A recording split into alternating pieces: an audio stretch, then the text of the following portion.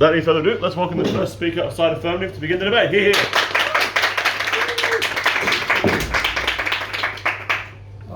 Oh, sorry, just before we do that, can I just prop my phone for the USU stream? It's being live streamed by Krabi. Also, I don't even need to do this. Yeah, sorry, I just texted you a minute ago. I just want to kill this entirely. Yeah, sorry.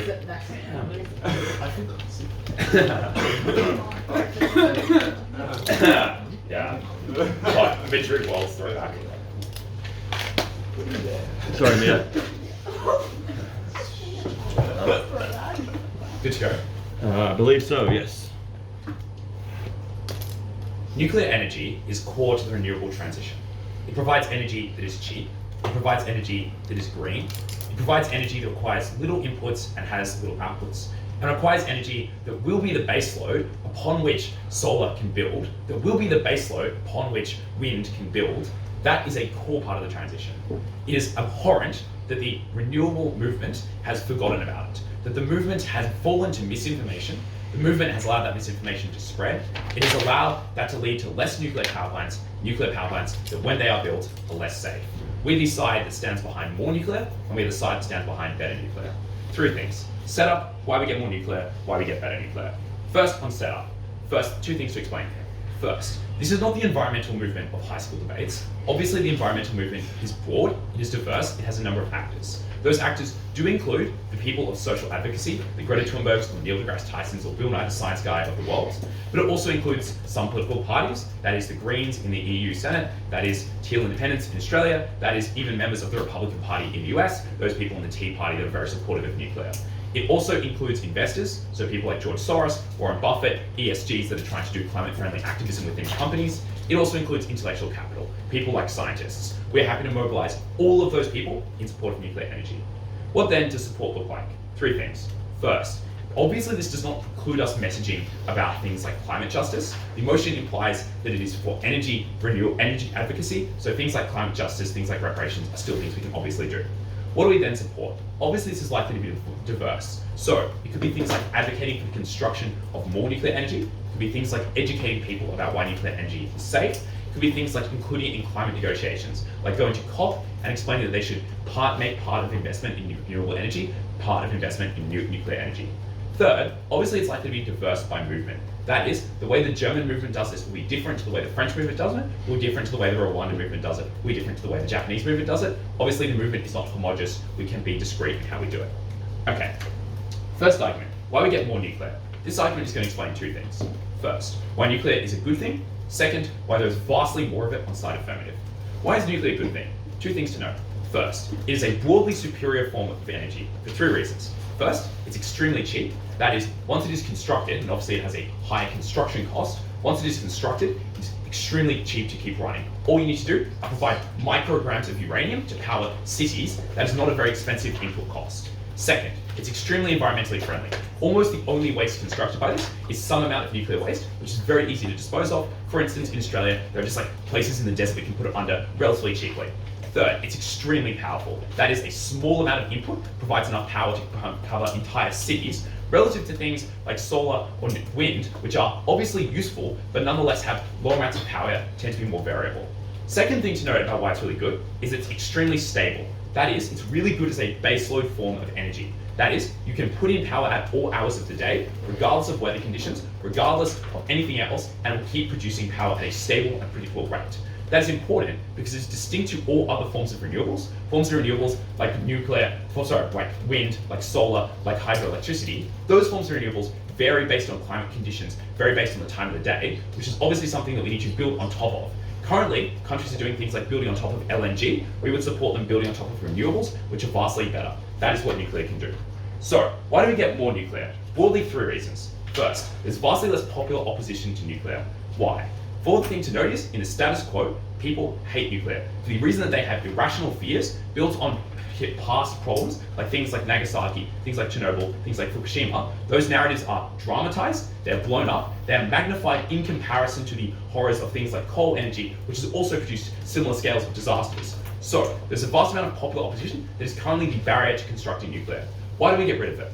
Four reasons. First, there's more intellectual capital explaining why these are safe energies. So, for instance, popular scientists like Neil deGrasse Tyson, Bill Nye the Science Guy, can go out and explain to people why it is that it is safe and easy to use nuclear energy. They will assuage their fears by explaining that yes, there have been accidents, but those accidents are few. They pale in comparison to the deaths caused by coal. And we think a good analogy of how this works is vaccines. That is, there's a strong medical movement that explains to people that even though vaccines have had side effects, people did suffer blood clots from the COVID vaccines, we were nonetheless able to explain to people that in the majority, these are safe and reliable things. Second reason we get less popular opposition is there's less local resistance. That is, the green movement is not going out and finding figureheads in, say, the French countryside who say, my town has just had a nuclear energy built nearby, and they can become the figurehead of the movement. Now the green energy is actually going out to these people and explaining to them why the local nuclear power plant probably provides them jobs or something. Third, we emphasize that the disasters are of the past. That is, we emphasize that things have changed. We explain the ways in which regulations have improved. We explain the ways in which they are much more safe.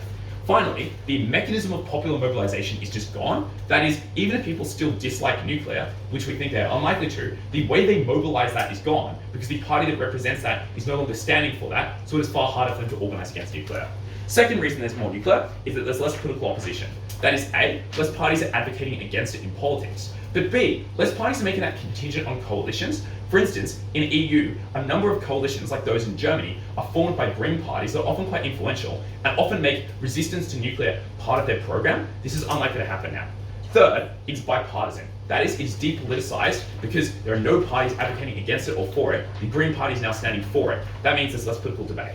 Final reason we get more investment, so we get more green nuclear energy, is there's simply more investment. Because this does two things. First, it directs investors to actually go out and invest. For instance, people like Warren Buffett and Soros invest in nuclear more. But second, it legitimizes people that would previously want to invest because nuclear is, as I'll explain in a second, a good investment, but would not because they were feared as being perceived as anti-green. Now these people can go out and do more investment. So we get more nuclear investment, that's obviously a good thing.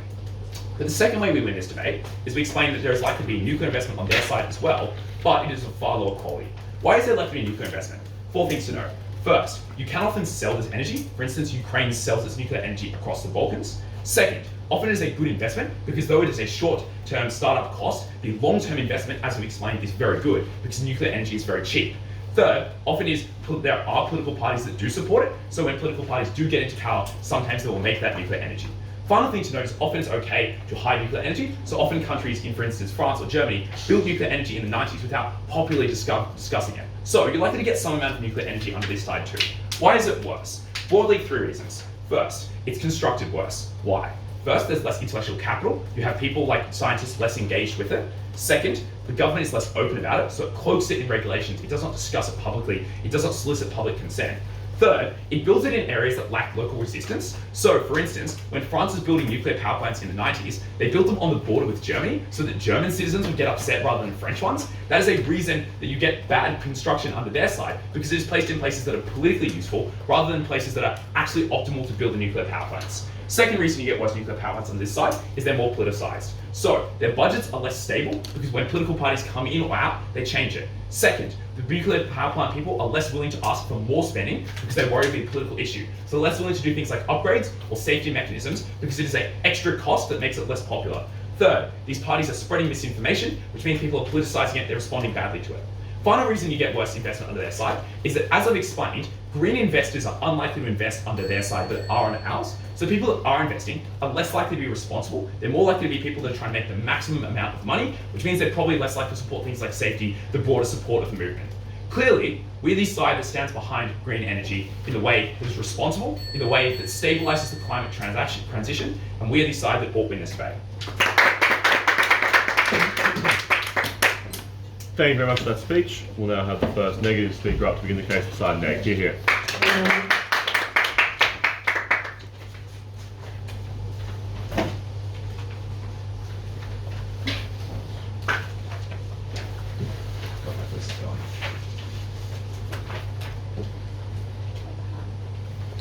I'm so good, thanks.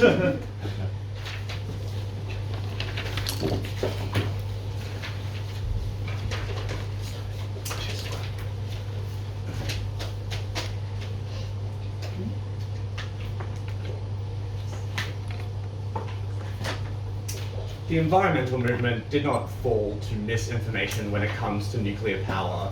they were extremely aware of the horrors that nuclear energy can cause. And even if those horrors were, as Jack claimed, comparable in some way to the deaths of coal, there was something much more compelling about the deaths of millions of people in Hiroshima that inspired fear about all sorts of nuclear energy to the average person, about the millions of people who got cancer in Chernobyl. That is a haunting memory in the public mind, a haunting memory that they do no work to prove that they can overcome. That is the barrier to doing nuclear energy. We ought try other options that are obviously becoming quite successful. That's how we will win this debate. Let's do a couple pieces of setup, and then I'll give 3 arguments that mostly respond to the material that was given in that speech. All right, firstly, we agree that when they heavily prioritize, they can do all the things that they can do. But let's observe the alternative, which is that we can have a much more targeted energy policy. You can advocate to your local, national government and say, oh, okay, in our context, we think solar would work really well, or we have this big river, let's build a dam and do hydroelectricity, this kind of thing. The observation I want you to make there is that ours is much more specific.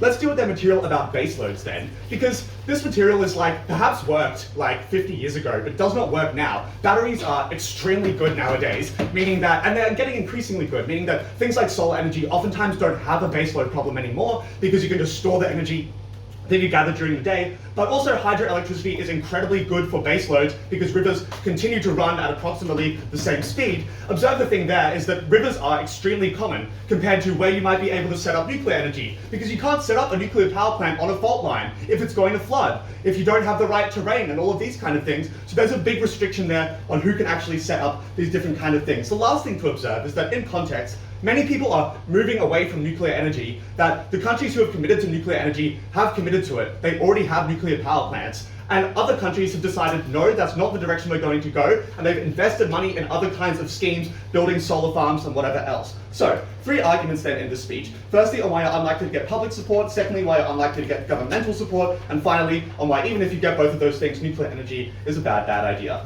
All right, first thing to observe, I think, is that the status quo trend in the world is that people are largely on side with renewable energy. Not many people just hate coal for the sake of it. The kind of objections to solar farms is that they're an eyesore or something like that, or that they think there's information about baseloads and stuff that they still believe. Obviously, that's something we can try and change as well. The thing that I want you to acknowledge about that is that the big opposition under their side is that you make a large change to people's energy grids. And a large changes to people's energy grids are people that is something that voters are not very comfortable with. They're not comfortable with it because they rely on energy in their everyday. So if you make a massive change and there's a risk to it, they might not have power, which is a really scary thought to the millions of people in your country. That's why that's the first reason why it's really unpopular, because you make a massive change. I think the second reason is because there is a massive amount of fear around nuclear energy. And observe that this fear is particularly harrowing. It is particularly visceral. And it is true that coal might kill people. It is true that maybe fucking birds get killed in wind farms. But that is nothing compared to the horrors that nuclear energy has caused.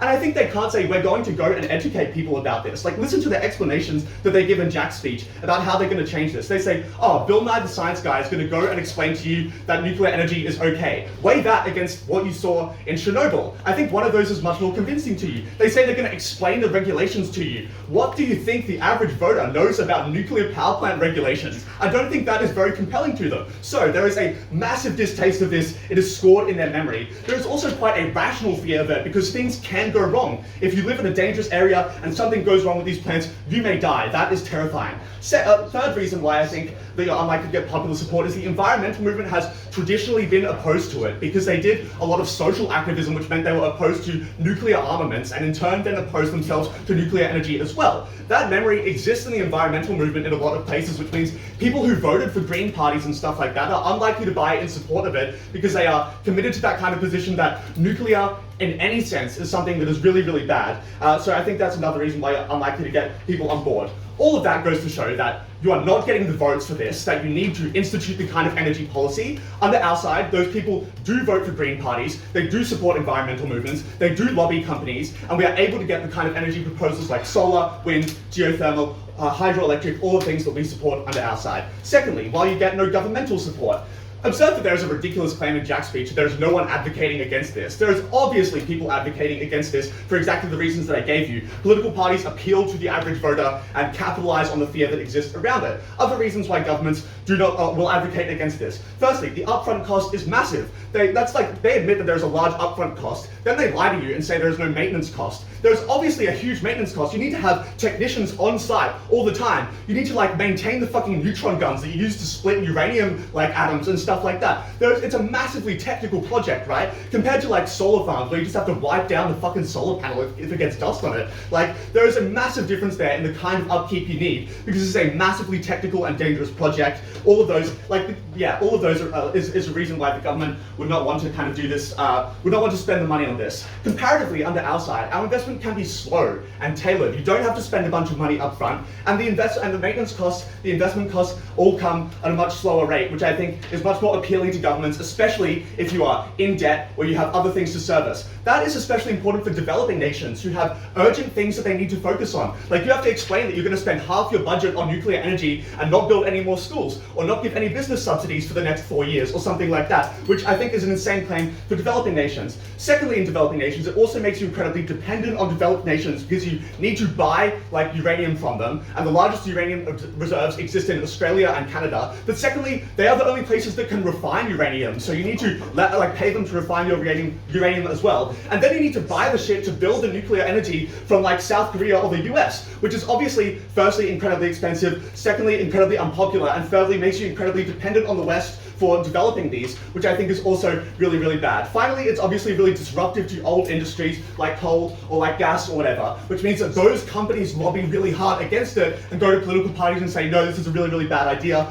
Obviously, that's for the reason that more energy decreases their energy prices. Whereas the slow transition towards something like coal, something like solar, is something that those companies are much more okay with. And oftentimes companies like Shell and Chevron invest in these kind of things because they can slowly change their business structure and keep on top of it. Finally, even if you did manage to get nuclear power against all of those opposing factors, why is it still really, really bad? Firstly, it is likely to be implemented badly. That is because you can only understand exactly what safety operations and stuff you should have after something bad has happened, and it's very difficult to copy from other plants because obviously your plants are not the same, and obviously they're in different environments, there are different risks, all of these kind of things. The second reason is that they use a massive amount of water, which firstly should be of concern to the environmental movement, especially in places that have restrictions on water and do not have it readily available. The additional problem is that when you use water to cool a nuclear reactor, it heats the water, then you pump it back into the river, and it destroys the ecosystem because fish indeed cannot live in boiling water. Thirdly, because of the nuclear waste, which is not only a long-term accruing problem, which is something that people recognize in foresight and governments recognize in foresight, but becomes very difficult to deal with when it starts amassing, especially if you don't have much space to deal with it.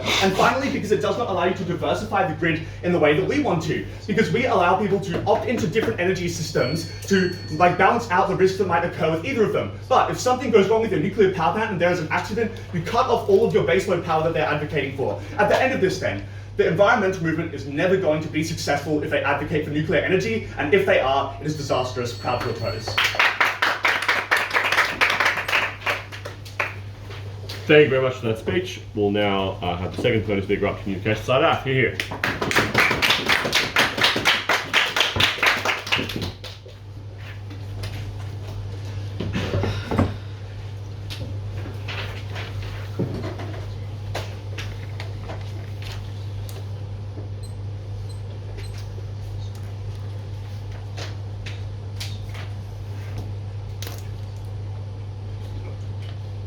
The best material from the negative is that this won't work, and I think that's kind of the best proven argument. The other argument is that even if it does work, nuclear power is a bad idea, it harms the world. I think this is the argument that just doesn't have any analytical rigor attached to it. Because if you go through them, they're poorly made. They say there are no safety checks and balances before the fact, it can only come after the fact, which is literally fake. Clearly you can do things like train personnel, you can keep the power and reactor core deep underground, you can do things like use the immense amount of literature that has been created about nuclear energy since time immemorial. Notably, I would explain that in the past we've already done a lot of research into nuclear energy. There are already plants that exist, that sometimes in the Rust Belt there are also people who work in nuclear power plants, literally look at The Simpsons. It's a good explanation of how immense and ubiquitous it was in the past. It is only met recently fear because of the things that happened in Fukushima. So clearly there are safety precautions that you can use. People have been doing it since time immemorial of nuclear energy. That was a lie. They don't say that, well, water is used inappropriately. Like, how on earth is water used better under your side? Like, you still need to heat water under your side of the debate. Like, how else are you going to actually refine the coal, or actually use the coal, burn the coal and wash it? Like, clearly you are using water inappropriately. But also, nuclear energy does not actually pollute that water that badly. It is only when it is enriched inappropriately. For example, it is enriched past the point, like a nuclear atom bomb, for example. That's when it pollutes the water. But when it is not enriched that far, that is, it is only enriched to the point of using it for energy specifically, that is when the water is safe. That's why in Fukushima, the bomb that happened there didn't mean that Japan needed like massive amounts of new water. They didn't all suffer because there was a nuclear nuclear fallout that happened in Fukushima. It was just an explosion. This is not an atom bomb. You misunderstand the scale of things going wrong in this debate. But thirdly, I don't understand why water is so important when it comes to the fish in the sea, when you are polluting through other things like coal seam gas, and you're also doing things like putting pollutants in the air. Clearly, this is going to be attracted into the water. It pollutes the fish worse. Nuclear energy is cleaner. The fish are better up on the outside. And they'll also say that you can't diversify your energy grid, which misunderstands how energy grids work. Like, you just create the power, you create kinetic energy, which also moves into, you create thermal energy through kinetic energy, and that thermal energy turns into electrical energy, and that is the thing that powers things. The question is how much kinetic energy, how much thermal energy is put into creating electrical energy. The diversity is symmetric on both sides. Clearly, it is more diverse on the outside of the debate. Notably, you might be thinking, oh, well, they have a little bit of harms happening there. Like, there are some slivers of harms that you haven't rebutted, Jeremiah. But clearly, their harms are just not that expansive, because the hundreds of instances where nuclear energy has been used across the globe is like the countries that use nuclear energy today, South Africa, Japan, like countries in Africa themselves. Clearly, the instances where they've been used as nuclear power plants are larger than the amount of harms that they can point to, like Fukushima and Nagasaki. It is a lie to suggest that this is harmful in and of itself. The only way they can beat us in this debate is to suggest that the environmentalist movement will fail, but even then they cannot win. Because even if the environmentalist movement fails in its attempt, we would suggest that principally the environmentalist movement must push for this. Why? Firstly, because the environmentalist movement has an obligation not just to itself, but also to future generations. Even if you cannot make actual change, the attempt to do the change is significant in the debate. Because the attempt to try and save a person's life, note that the lives in the future are magnitudinous in scale, to try and not fix climate change, but mitigate the effects of climate change is immense. But secondly, I think that the environmentalist movement can do other things as well as this. So the cost to the environmentalist movement, principally to do other things, is not costed in this debate. So this is a value neutral thing at worst for us in this debate. Finally and thirdly, you must advocate for nuclear energy, because it is the domain that the environmentalist movement is the most intellectual capital over. Because if you don't enter into this space, what happens is that other actors who use nuclear energy, for example, violent actors who want to use it to use nuclear weapons, and are able to argue you should use nuclear weapons because maybe there might be a disaster, but we can use it to save ourselves into the future by fighting other actors. The environmentalist movement should co-opt all of the rhetoric or the space in which nuclear power is talked about, and talk about how no, you shouldn't be using it for weapons. If we're going to decide how to use this ton of uranium, we should use it for energy itself. Clearly, the environmentalist movement has the best capital, has the most information, has the most science, it has the most visceral ability to change people's minds. It has an obligation to enter into the space to stop people from misusing the rhetoric and misuse the tons of nuclear energy that exists in the world. Three imperatives then exist in this debate beyond the principle. The first is, which side can deal with nuclear energy the best? This team runs away from their burden and says that, well, the harms are bad. Well, no, you still have nuclear energy under your side. You should listen to our speech at Jack. We will punish you in this issue for why you did not listen to him. Because nuclear energy is still used to some extent by actors, to the extent that they are used because it's cheap, it can bring in a lot of money, and some corporations still have some plants that are enriching uranium to sell. Now, what we do is that when environmentalists enter the space, what it does is it regulates those actors more. You enter it into the minds of the populace. You also do things like change the way in which governments address it. That is, that governments to do things like say, we're going to enter more into the space more, we're going to allow more market competition to enter more. That means there's less cutting of corners. So under your side, there are no explosions, because obviously it's quite safe. But the safety equipment for a lot of actors is actually quite minimal, because they can afford to do things like not actually invest that much in it, because there's very little regulation, there's very little market competition for nuclear scientists. Where can they go if all they have is just one plant in the Rust Belt? Clearly, if you set up more, you are able to reduce that harm significantly. The second imperative we have in this debate is that there is an imperative to create better energy. That is, firstly, it is more stable energy. And also, they say, well, other forms of energy are stable. Literally a lie. You have not explained that. Also, the industries you're talking about actually just require a lot of lithium, which like drakes up more than it actually does all of the harms that you talk about in this debate. And I think it's hard to store very minimal amounts of solar energy. You think that solar energy is so efficient. Why has China used millions of acres to use solar panels? Clearly it is not as efficient as you're talking about. We use less land necessary because you need to only work vertically. For you must go horizontally and deforest everything. You destroy the environment in the use of your forms of renewable energies. Third imperative that Jack gives you is that we give better nuclear energy. This is all the material that we give you about how current actors use nuclear energy quite badly, and now we're able to enter into that space and mitigate that. Let's talk about their attacks on being able to change the scope of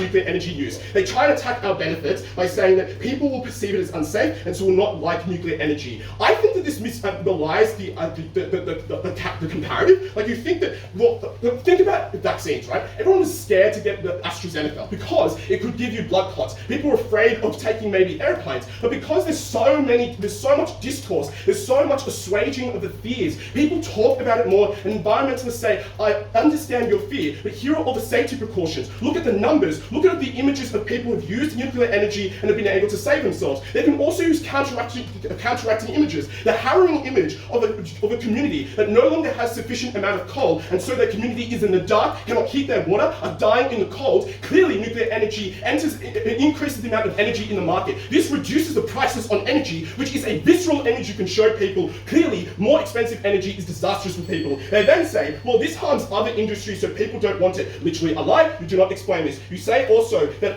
it looks contradictory from the past. Literally a lie, you don't explain. But also, it's unclear why the environmentalist movement cannot change its rhetoric. There are stakeholders in this debate who can internalize the issue of whether or not we need to change and are able to have their fears assuaged. That is the delta in this debate. They have no other material. They need to defeat our benefit. They don't. Thank you very much for that speech. We'll now have the second negative speaker up to communicate beside Neg. Here. Sorry.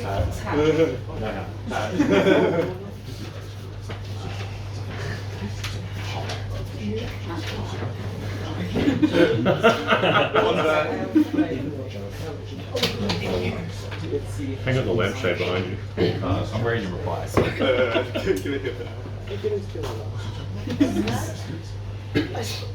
Good to go. Are you okay, Umbar? Yes. Almost. Just 1 second, sorry. Right. Thank you. All good, everyone? Good. All right. Two observations at the start of this speech.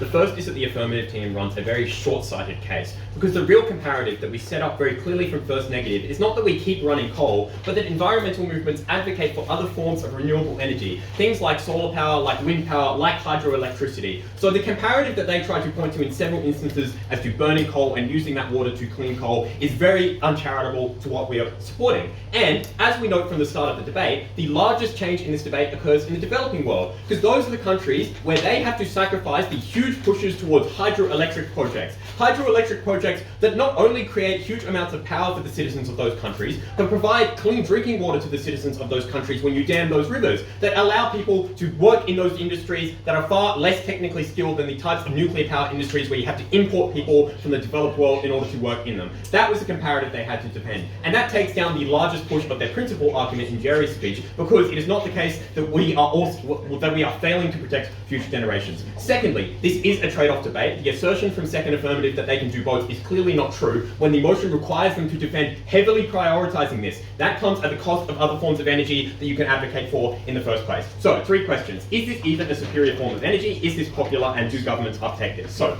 is this a superior form of energy? And note that if they cannot prove this argument, they have literally no way to win the debate, because at that point we are advocating for a better form of energy and we have more efficient uptake. Their claims are twofold. Firstly, they say it is a cheaper form of energy. Let's firstly take into account the huge upfront costs. Imagine how big nuclear reactors are. You have to build huge cooling towers. You have to build incredibly intricate technology that you can literally split an atom that is like invisible to the human eye. That is an incredibly complicated process. And importantly, the developing countries that we're talking about their energy industries in this debate do not have access to the types of resources and the types of technical expertise to build these reactors. There are only a few countries in the world that actually specialize in this type of technology. For example, South Korea, for example, the United States, which means the developing countries have to turn to those countries and therefore ask for their support, which also increases the upfront cost, right? Because they're from developed nations, they're incredibly expensive, and you have low currency value to buy into those things. But secondly, there just is a lot of maintenance costs. Uranium is not very cheap. It costs a huge amount of money to dig out of the ground, to refine. There is not a huge amount of it in the world, which means there is a maintenance cost in that. But the other maintenance costs, which are far, far larger, are the people you have to employ. Because it requires a huge amount of technical expertise to work in a nuclear reactor, to be able to monitor it safely, to be able to update the regulations. That is why nuclear power industries in the United States hemorrhage money each year. They lose billions of dollars each year because it is so expensive to uptake and because they do not generate huge amounts of power compared to other industries.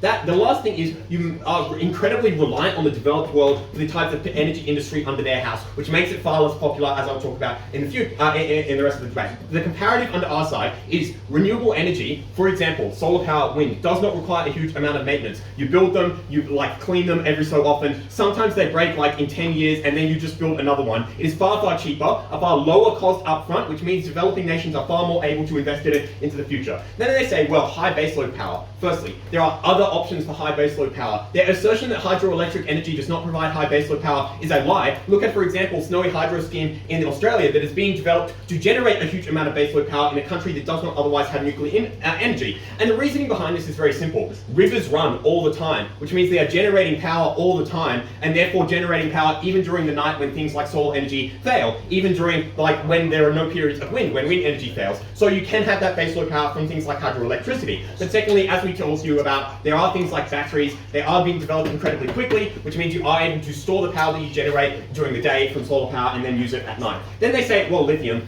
Firstly, it is asserted that we use huge amounts of lithium. Also, nuclear power uses huge amounts of technology under your side. We are far superior. Then they say, well, horizontally, you have to build huge amounts of areas to put solar panels. Obviously, countries can specialize in terms of what types of energy they put where, and so for example, countries that have huge amounts of area that is unused and where people don't live can invest in those types of energies. And secondly, you can build them vertically as well. You can see solar panels that are built vertically in the UAE and in Saudi Arabia. That's something that also happens. Let's then talk about negative externalities. These harms are not contingent on reactor meltdown, although that is a huge harm as well. These harms were even in the successful reactors. They say, well, it's environmentally friendly because you can just dump waste in the middle of the desert where indigenous communities live. And that's only in Australia, the biggest country in the world. Look at all the other countries in this debate. Developing nations where millions of people live all around the world. Where are you going to put waste in those countries? Are you going to sell it to another country and they're just going to put it next to their citizens? Obviously, there are huge negative externalities. This is waste that causes cancer in people that we do not have a safe way to get rid of. And before they say, well, we'll just shoot it into space, obviously some rockets blow up, which means you cannot shoot nuclear waste into space because it generates nuclear waste and creates a dirty bomb.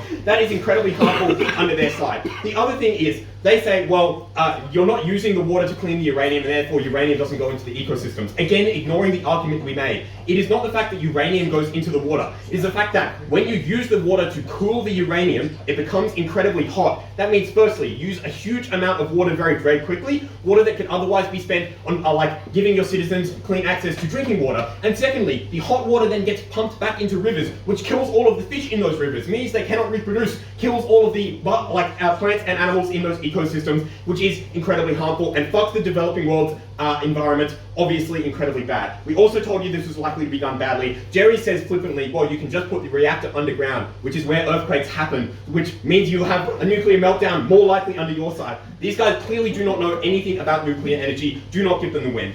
Then they say, well, other actors will make this worse. Firstly, they never really explain this. Secondly, we flip this because the risk is when you generate a huge amount of nuclear power plants and you give nuclear material to a huge amount of countries in this debate, that creates a huge amount of risk. Because when those countries are politically unstable, you can go in and you can take over a nuclear power plant and steal nuclear material and make weapons out of it. When, for example, these countries go to war with each other, you can target nuclear power plants and blow them up, which creates huge externalities for the citizens living in those areas. Obviously incredibly harmful. But secondly, they never prove that these environmental movements cannot also use their rhetoric under our side. Because if it is the case that nuclear power exists in some of these countries, the minimum number of countries in this debate, only the very, very developed countries, environmental movements can still advocate in those countries for it to be done safely without advocating for its use at all. So, that means they have no pathway to win. Let's then talk about our pathway and why we blow them out of the water. Firstly, about why it's incredibly unpopular. Note this has to be comparative to the types of renewable energy we were talking about. We told you why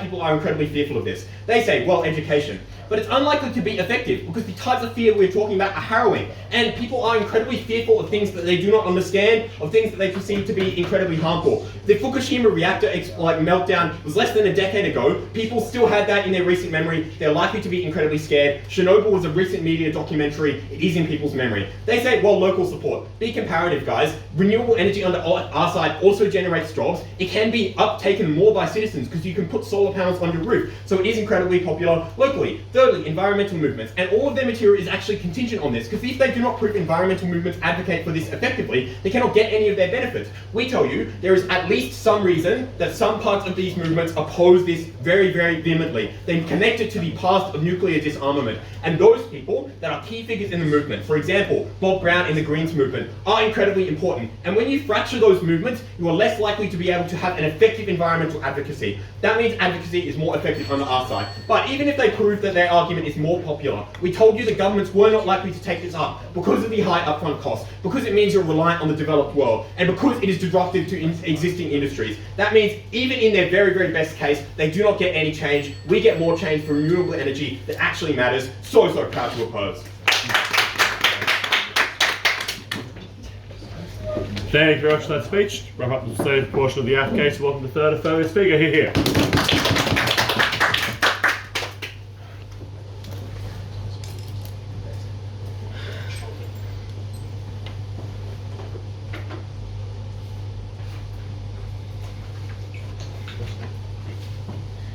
Up until now, this team has been very strategically vague about what their alternatives look like. But the jig is well and truly fucking up because everything is expensive. Everything requires investment, and everything except nuclear is deeply politicised and opposed by the right. But also, everything has waste that needs to be disposed of.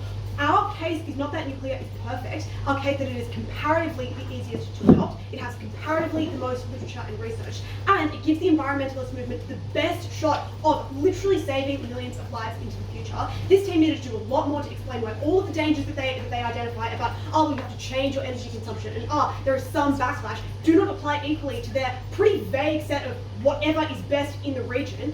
They're going to prove two things in this speech. First of all, I'm going to prove that comparatively this is the easiest form of energy to adopt, and second of all, I'll prove there's Dr. Well. First of all, why is this comparatively the easiest form of energy to adopt? The reason that this material is important is that it establishes three things. First of all, it explains that this is where the environmentalist movement gets the most return. And note that I'd make here, although it's pretty obvious, is just that this is pretty time sensitive. Like, green energy needs to happen pretty quickly in order to save an enormous number of people's lives. So obviously the environmentalist movement should prioritise whatever is the most effective. Second of all, this establishes that the environmentalist movement can improve it. So if it is true that sometimes this is adopted anyway, all of the dangers that this team identifies are worse in their world when the environmentalist movement does not divert capital towards it. We improve it. But thirdly, we explain that if this is initially right now the easiest thing to adopt, then into the future all of their solutions are far, far easier. Because yes, it's true that some other kinds of energy can be used as a baseload. We explain that this is the easiest thing to use as a baseload and the easiest thing to adopt, which means that all of their alternatives that are, regionally popular, although I would note that receive very little explanation, are far better in our world. Why do we explain that? First of all, we tell you that that nuclear is an area where governments get the most return, and that is just because it is so efficient. And this explanation is kind of scientific, but it's just the fact that yes, there is a startup cost, although there is a startup cost for everything, and literally 1 gram of uranium powers like an entire hotel. Like for this entire tournament, we've all been living off like 1 fucking gram of uranium. That's really good. But already, we also explained to you that often the startup cost has already been paid by a lot of governments, like pre-Fukushima. Like France has an enormous amount of investment already into nuclear, and that means that the startup cost actually is lower. A lot of things like hydro and solar, the startup cost is still there and governments still have to fork it out. That's not true of nuclear. But also, we also explained that the returns from nuclear uniquely trickle to other renewables. That is, once you have the base load, then you can use it for the other industries. You can use it to pay the startup costs. And we also explained to you in Jez's speech that there are other incentives, like military incentives, to invest in nuclear. So the startup cost actually is really low. This is the thing that is comparatively the easiest thing to be able to afford for governments. And their claim is like, nah, man, but there are just so many fucking rivers. First of all, no, there aren't. A lot of countries are in the desert. But what problem do you think we're trying to solve? This is a debate about climate change. The rivers are drying up. All weather conditions are extraordinarily unpredictable. That is not true of things like uranium. The second reason why we explain that this is comparatively easier to adopt is that this receives pretty broad support across the political spectrum, and a lot of opposition to green energy comes from the right. But we explained to you at Jack and at Jez, to literally no response, that the right in a lot of countries actually is really strongly in support of nuclear energy, and often it is the environmentalist movement or the left that opposes it. And that is for the reasons we explained structurally in Jez's speech, which is, first of all, they want it for weapons, like the US military wants to invest in nuclear, but also a lot of Republicans that represent Rust Belt states do benefit financially from this.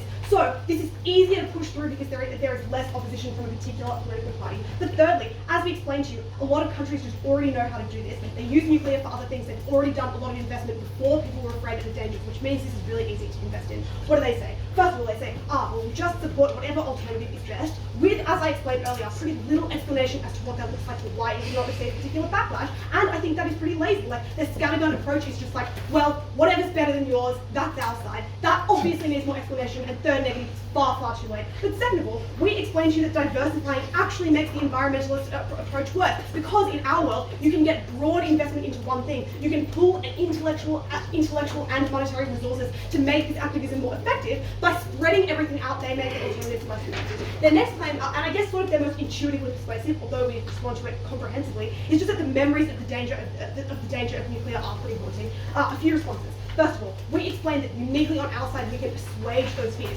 which is particularly important if you believe that governments already will invest in this a little bit. Obviously, this material explains that uptake is better on our side for a few reasons. First of all, the note that I make is just that we're fiating in a huge amount of support that doesn't exist now. So imagine everyone's fears, but now there's like billions and billions of dollars combating those fears. Second of all, we explained to you a lot of analogies where people are afraid of things in the past, but they can bounce back in the future, where there is sufficient investment into convincing people those things are fine. Like a lot of us, got on a plane, despite the fact that in very recent memory we've heard a lot of memories of plane crashes, and that's because there is a huge amount of investment that tells you, well, travel is fun, well, Australia will be really good, and those things can exist similarly from the environmentalist movement. But also it's just things like vaccines. Like people get vaccines even though blood clots happen. The third thing that I'd note though is, yes, people are scared of nuclear, but as time goes on, they are more scared of climate change, especially young people who are really important stakeholders in this debate, and in terms of making political change. Young people now are far more scared of dying because of climate change, of not being able to have children, of not knowing what the future looks like at all, whether they will be able to spend time with their friends, or whether their lives will be drastically different than they are of things like Fukushima, which are a distant memory to a lot of people. But fourthly, we explain that this is something that is depoliticized. And the note that I make here is that a lot of the reasons that people are fearful of things is because it is politicized. Like, political parties have an incentive to make you afraid of things. On our side, we explain uniquely that it's broad support, which means that people's fears are dispelled. People in our world are not scared of nuclear, they fucking love it. But the second thing that I note is that this is not just about convincing individuals, it's also about market incentives, and the market incentives, as we explained to you down the bench to very little response, do overcome these kinds of fears. Like, investors aren't really scared of Fukushima. They want to make money, and we explain that this is an effective way to do so. The next claim is that, well, this is costly, there's upkeep, unpopular. A few responses. First of all, most of the problems that they identify are true of all renewables, and they need to be comparative. But, as we explained to you, buying from the right means that this shift is significantly more politically palatable. But second of all, we explain that comparatively upkeep of nuclear is actually pretty cheap and pretty easy to maintain into the long term. First of all, because it's pretty high tech, so you can just automate a lot of these things, or you can make them far easier to be able to do. But second of all, because there is an enormous amount, as we explained to you, of literature and research which makes this far easier. At the end of that, nuclear is clearly the easiest thing to adopt. It gives the environmentalist movement the best chance of success. Why now will nuclear be adopted well? I know two things. First of all, as we explained, nuclear happens anyway. First of all, by some governments, but second of all, by perverse actors like the military. And so this team needs to be comparative. If they are so scared of nuclear, we explain that it is used better in our world. But the second note that I'd make is that nuclear has other benefits, and we empower the environmentalist movement to be able to use them. Their first claim is, well, it's unsafe, there's so much waste. First of all, we improve that because we give people more information, more capital, and more investment into safety, which means that those things are far better. Second of all, we explain though that the risk is just so low. Because there is so much literature and so much research, like they literally case it in concrete and bury it into the desert. You can use things like fans, and obviously those things are far better on our side when there is more investment and more buy-in. The next point is, well, developing countries become dependent, and that is bad. A few responses. First of all, that's just pretty symmetric. Like, this is how globalization works. Like, unfortunately, yes, it is true that the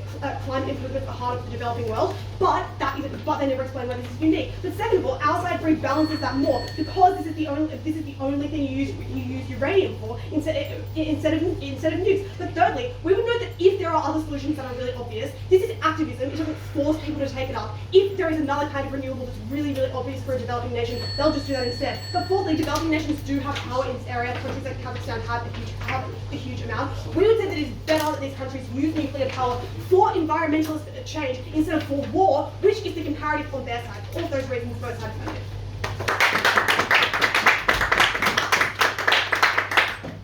Thank you very much for that speech. We'll now have the third negative speaker up to conclude the safe portion of the negative team in the debate. Here.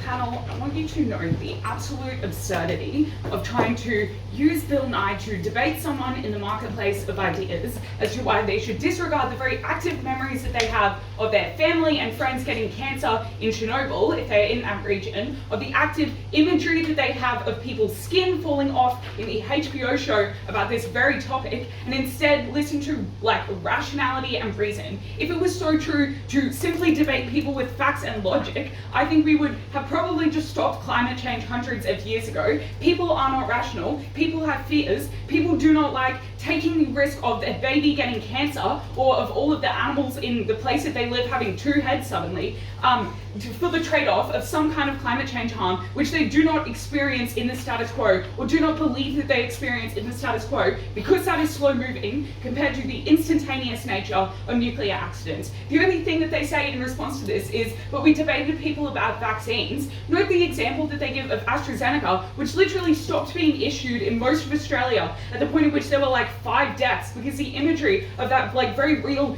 instantaneous harm was enough for people to trade off the sort of nebulous risk of getting COVID into the future. They had to prove that they forced people to erase our memory that was so brittle and so harmful. 2 things in this speech. Firstly, is nuclear good? And secondly, do you get people to support it? Note that if we win this first issue, debate's over. If it's bad, they probably shouldn't do it. Let's talk about that. Firstly, I want to talk about this push as to how it is implemented worse if the environmental movement isn't there to police it. I think the problem with this is the idea that if you do more of it, there will be more safety. Obviously so incredibly not true, at the point at which people are scared of nuclear and there are like 1% of the grid is nuclear, you have an incentive to over-regulate because that is not something that is seen as ubiquitous. We think that often, at the point at which people are quite like against safety regulations under the status quo because people are biased towards thinking bad things probably won't happen, having more fear of something is probably good because that incentivizes safety regulations when people generally don't really want them and all of that sort of stuff. The second thing that they say is now governments can be less secretive and they don't have to hide their secret nuclear plans. I think this probably just stumbles upon the fact that if it was so easy to convince the populace that nuclear was safe, governments would be making an effort to do this, and perhaps these things are secretive because it is specifically quite difficult to convince people of that. Secondly, let's talk about cost. We just get a bunch of symmetricizing in that speech to say that everything is equally expensive and everything costs money and has an upfront cost. One, obviously also true that solar panels currently exist, but note secondly that the upfront cost is specifically just so much more for nuclear, right? Like you do have to extract uranium from the ground, that looks like mines and all of this other sort of stuff. Solar panels are incredibly cheap. I wish I could implement a reference in this speech and have like a bibliography at the end because that is so empirically true. But also note that the cost is, they say that, okay, well these things already exist in some countries, therefore just use that to drive down the cost. The problem with that is that they obviously only exist in developing countries, whereas things like solar panels already exist in a lot of different places. We tell you about a huge dam that has just been built in Ethiopia that gives that country autonomy over their own power grid, which is so incredibly powerful and beneficial to those kinds of countries. The second thing that they say is that there is no long-term cost, because you don't need that much maintenance. The difference between solar panels is that they do not explode, right?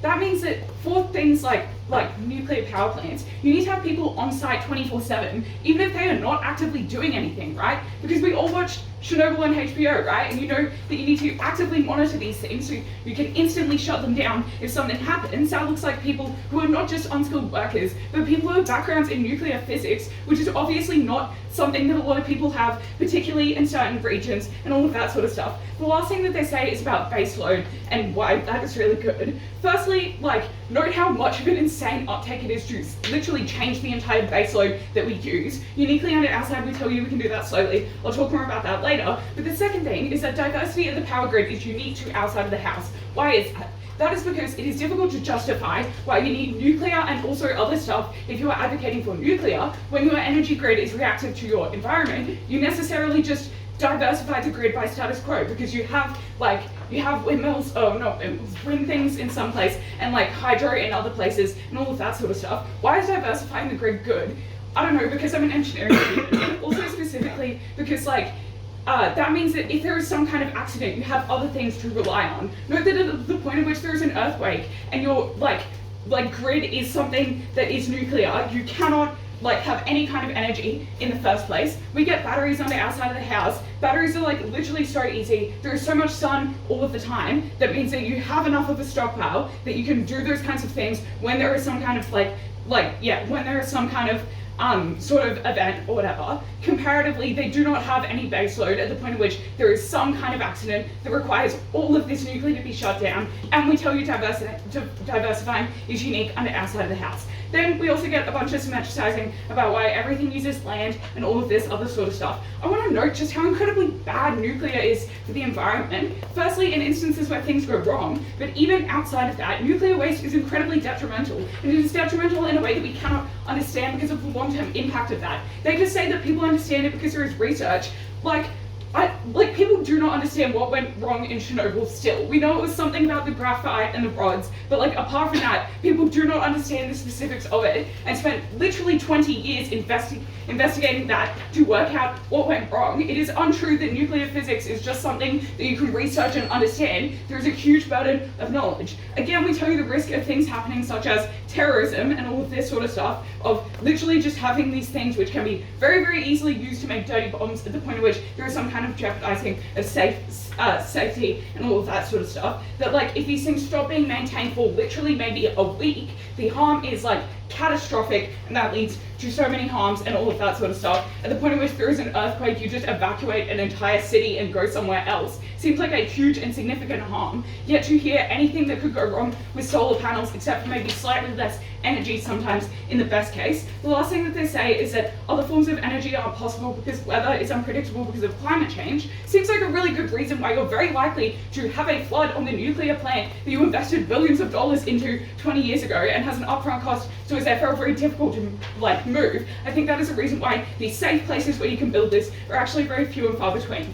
Okay, it's bad, but even if it wasn't, why do they actually not get uptake? First thing is what I told you in my introduction, this incredibly visceral memory. Note the instantaneous nature of that, like in comparison to like flow-on and like incremental effects of coal, which are less visceral. But secondly, we tell you about the slow transition, which is really important because there are a lot of people who support solar but do not like the quick transition of power sources, which means entirely replacing your baseload source of power to nuclear is incredibly unpopular. The reason you have to do that quickly is because you have to get a lot of shareholder investment in order to deal with this upfront cost. We have like incremental change, which means that it is likely to be more popular with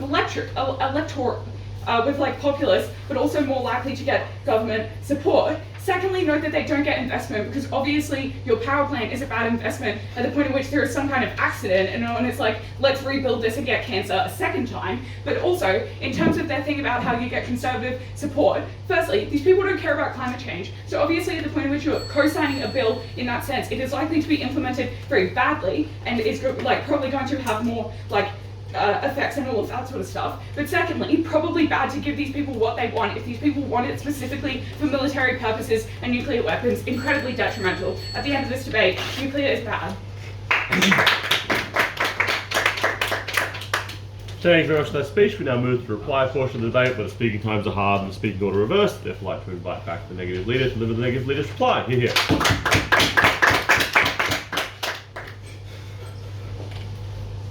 The question as a panel you should ask yourself at the end of this round is this: do I want to risk being assigned to a Sydney cannibalism round in the quarterfinals?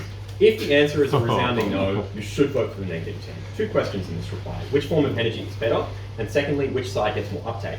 Note that the affirmative team must prove that they are better on both of these issues in order to get any of the benefits from nuclear power that they want to talk about. So, let's talk about which side is better. The first thing to note here is that they do a tremendous amount of sleight of hand, because the comparative that we clearly point to from the start is that we focus advocacy on other forms of renewables. The comparative is not just burning more coal into the future.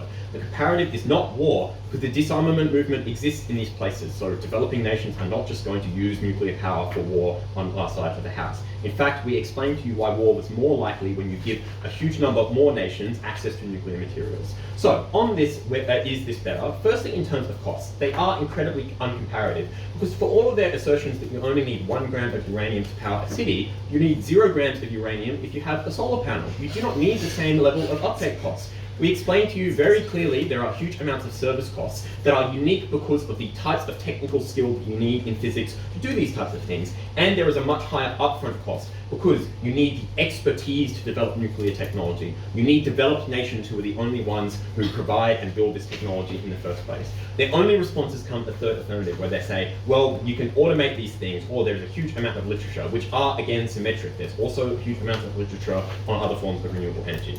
Next, in terms of the baseload, they never structurally prove that nuclear power has a baseload advantage. In fact, all of our claims are about how hydroelectric power and other things like geothermal power also have huge amounts of baseload power generation. And their only response about rivers drying up is very, very flippant. Obviously, global warming leads to sea level rise, which means, in fact, there will probably be more water in the rivers in the first place.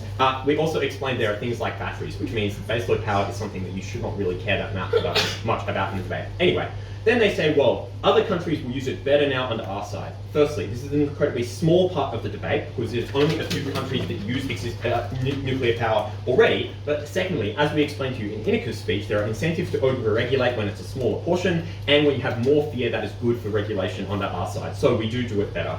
And as we explained, there are huge amounts of other negative externalities that they do not respond to. Things like pumping hot water into rivers, things like nuclear waste being distributed among your populations, and they still do not have an answer for where they can put that. The question you should ask yourself at the end of this issue is uptake of nuclear power in the vast amount of the developing world going to be a good thing? Because where will they put the nuclear waste? Where will they pump the hot water? It's going to harm citizens in those countries. Second question on support, and this is where we really blow them out of the debate. Firstly, note the existing trends that we point to, especially in the developing world, to invest money into renewable technology. For example, huge amounts of development projects in hydroelectricity. They divert from that trend, so they have to prove a huge amount of benefit to support in that sense. We to explain a few reasons why that's not going to happen. Firstly, in terms of fear. And I think the question you should ask yourself here is, do people, more often than not, conquer their fears, or do they avoid them? And we say on the negative team, they're more likely to avoid their fears. And maybe it is the case that some people on their side will be rational and will be informed by this information and suddenly like nuclear power. But probably you should believe, as the average intelligent voter, that most people will remain fearful. Most people have those harrowing images still in their mind. And educating the world about nuclear physics is quite difficult. Secondly, we told you the environmental movements get fractured. No response from this affirmative team. Thirdly, in terms of cost, I've already explained that and why that's unlikely to be popular in terms of governments, especially in the developing world where there are huge amounts of other things that they can spend money on. That upfront cost is incredibly harmful to those governments. And fourthly, in terms of reliance, you are reliant on the developed world. And they assert a third that this is symmetric because of globalization, but the specific and unique reasons we give you in our case is that the only places where this technology is developed is in the developed world, which means you are constantly reliant on them to service your nuclear power plants. You're constantly reliant on them for information. That means that governments do not want to uptake this, even in their best case that this power is effective. The negative side clearly takes this round. Thank you very much for that speech. And now to conclude the debate, we welcome back the affirmative leader for the affirmative leader's reply. Here, here.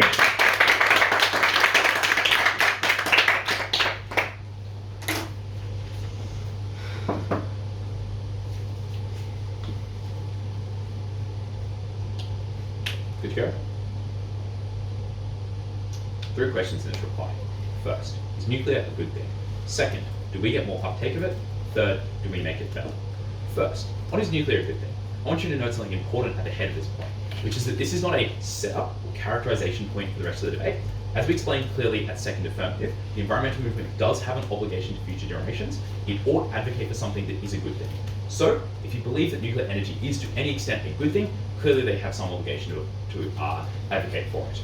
Second thing I want to note at the head of this point is that side negative are quite tricksy here, because they try and explain to you that you should judge this relative to renewables. You should be comparative relative to renewables. But the problem is they nuke this argument down the bench, where they consistently try and explain at every turn why renewables are so awesome. They say renewables are local, they're easy, they're cheap, they're popular, they provide jobs, they provide water to people at second negative, and they're extremely profitable. All of which should lead you to ask, why on earth would the environmental movement need to advocate for these renewables in order for them to be implemented? We have asked this question down the bench, absolutely no answer has been provided. Clearly, investment in renewables is likely to happen on both sides. So you should not judge this on nuclear versus renewables. You should simply ask yourself, have we convinced you that nuclear is, on balance, a good thing, or would you rather not have it at all? And I would say that we have convinced you that nuclear is, on balance, a good thing. Because we explain in a number of ways that it is cheap, that it is stable, that it is not vulnerable to things like environmental damages like that happen in climate change, and that it provides a good form of baseload power. Apart from responses that merely compare back to other forms of renewable, for instance saying, well, we can do batteries, we can do hydro, which A, are regional, and B, as we explained, are not actually the comparison you should make. The only real analysis they have here is first, that nuclear is very high maintenance. Something we've explained is something that's unlikely to be true, something that's made much better on the outside when we do more investment. Second, that there's some form of nuclear waste, at which point we explain you can bury it in the desert, it doesn't seem that hard. And third, you pour water back into the ecosystem, which I think we dealt with at Jess. So, pretty clearly nuclear is a good thing. We therefore ought to have a principal obligation to build it, and therefore, even if you get a tiny amount more investment in it, clearly we take this debate. So, do we get more investment in it? And there are 3 axes along which more nuclear could happen. The first is people, and this is where the most amount of their work is done. Because they say people don't want energy to change, and they say people can be given harrowing images. We respond to these in a number of ways. First, we explain that people's energy can also change when coal can fail, as we explained at second and third, unclear why that was not symmetric. Second, we explain that harrowing images are also symmetric, at the point where you can explain to people that the failure of their energy grids, failure of their renewables, is also likely to cause problems. So, outstanding material here is the material about how we can convince people. And the only way this negative team wants you to think you win the debate is that one of the largest movements in the world, a movement that they conceded our first setup was involving huge sectors of people, would be unable to persuade people that something was a good thing, even though some bad things had happened in the past. Which we said was what had happened with plane crashes, what had happened with vaccines, what had happened with almost every other product we need to convince people to use. Clearly, we would be able to convince people. And even if you don't buy that, we win this extra ways because we explain that governments and parties are more likely to support it, more likely to be bipartisan, and we explain that there's more likely to be investors, more likely to be people like Warren Buffett or George Soros or ESGs pouring money into this, something that got absolutely no response. So, clearly, there is more uptake under our side. But we win this debate the second time over by explaining that there's some amount of investment on both sides. Something they can see at Cormac when they explain that there are parties that care about nuclear under their side as well. Which means, if you think that their harms are bad but unlikely, this side is the one that makes those harms much more likely because they fail to make nuclear in good ways. We improve nuclear in 5 ways.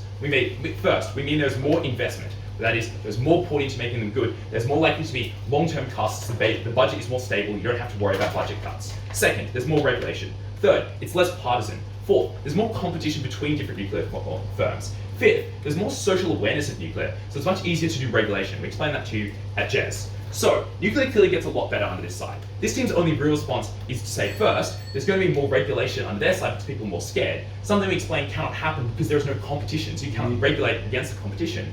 And second, try and weigh this out by saying, well, there's very few countries. Perhaps, but as we've explained, A, there are quite a lot of countries, and B, if you believe the harm of a nuclear failure is so high, a side that makes that harm much more likely, much more certain, is clearly a side that ought not deserve to win this debate. Clearly, you should vote affirmative.